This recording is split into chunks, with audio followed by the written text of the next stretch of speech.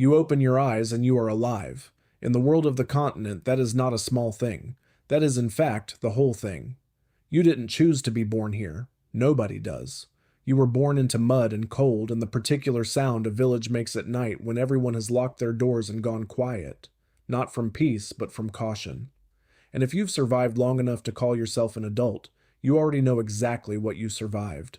You live in a village somewhere in the northern kingdoms. Temeria, maybe, or Aidern, or some forgotten corner of Redania that doesn't appear on any map worth keeping.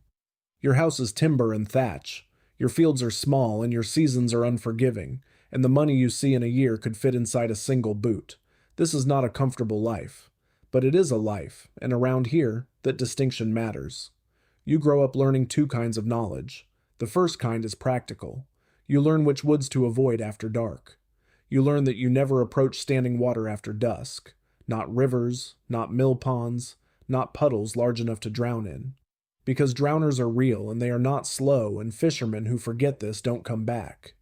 You learn that neckers nest under old bridges and that a cart with a broken axle, stopped in the wrong place at the wrong time, is a death sentence.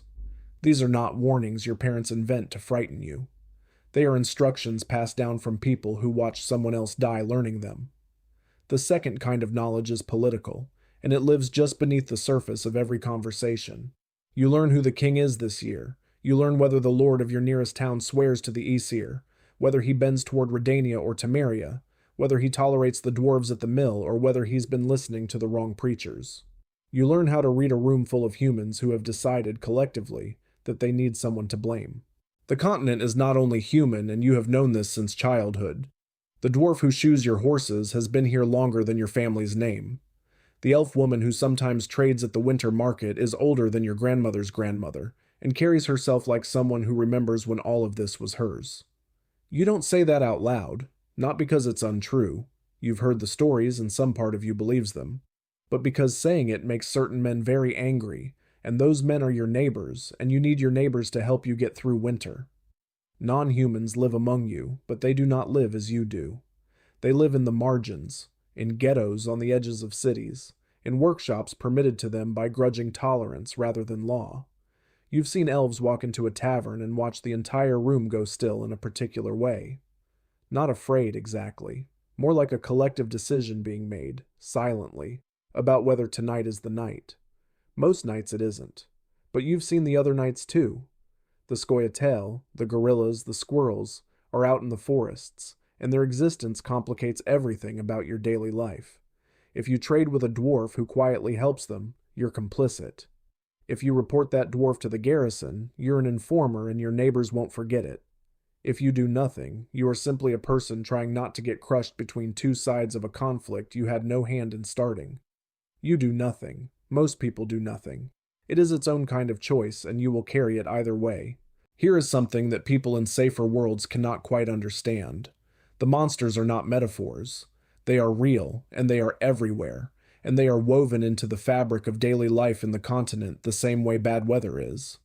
You don't travel the road to the next village alone, not because of bandits, though bandits are also real, but because ghouls have been known to follow the smell of fresh graves, and there was a battle 3 months ago in the valley, and the bodies were not properly buried, and now there's something wrong with the road at night. You know about wraiths from old abandoned houses. You know about the Leshen that sometimes claims a stretch of forest so completely that the village elderman makes a rule. We don't hunt in those woods anymore, even if it means going hungry. You know about the foglets that move through morning mist along the riverbank, and you've learned to wait until the sun is fully up before you walk down to the water. Witchers pass through occasionally, pale-eyed, strange-moving, professional in a way that makes people deeply uncomfortable. You are not sure whether to be grateful or suspicious, and you usually land on both simultaneously. They do a necessary thing, but they are not like you. Something was done to them, long ago in some mountain keep, that closed the distance between them and the monsters, and now they sit in the space in between, and you are never entirely sure which side of that line they're standing on when they look at you. You pay them anyway, you always pay them, because the alternative is the monster. Then the wars come, and the wars change everything. Nilfgaard moves north like a slow wave, methodical, enormous, relentless. And the effect on your village is not dramatic, Not at first. It is a grain levy. It is soldiers in the road. It is a new commander at the garrison who is polite in a way that reminds you very clearly that he does not need to be polite. He takes 30 bushels of rye when you could only spare 40, and you hold your tongue and carry the sacks because the alternative is the look he gives the man who argues. The northern kings fight back, and fighting back costs something too. Temerians conscript your sons. Redanian recruiters ride through and take the strongest men and leave behind women, children, and the elderly to manage the harvest alone. You don't know who to cheer for. You've heard that the Nilfgaardians are disciplined and efficient and will bring order. You've also heard what they do to villages that shelter resistance fighters. Both things can be true at once, and both things are happening to someone you know. The roads become dangerous in a new way. The armies move, and behind them, always behind them, come the monsters.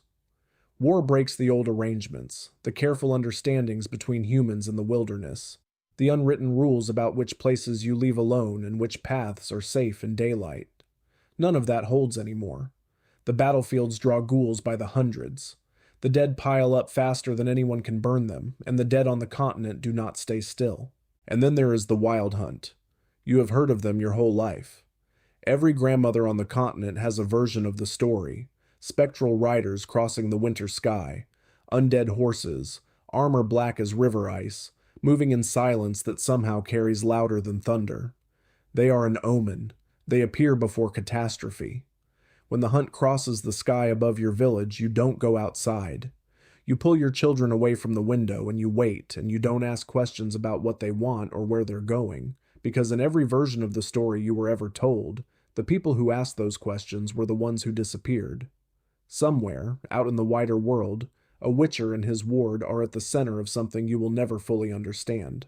Something that involves those riders, and a girl with power no one can explain, and kings and sorceresses and decisions that will determine the shape of the next century. That story is happening right now. It is happening while you mend your fence and salt your meat and tell your daughter not to sing by the river after dark. It does not ask for your participation. Eventually the war ends. The sky clears. The riders stop appearing. Nobody explains what happened.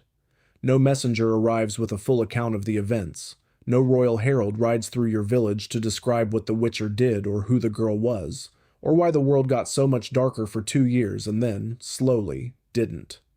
You are a farmer in the northern kingdoms. The shape of the world above you is decided by people and creatures you will never meet, in places you will never go, for reasons that are never translated down to your level. But the monsters thin out. The roads start to feel possible again. The dwarf at the mill comes back after months in hiding, and nobody burns his forge down, and that feels, in its small way, like something.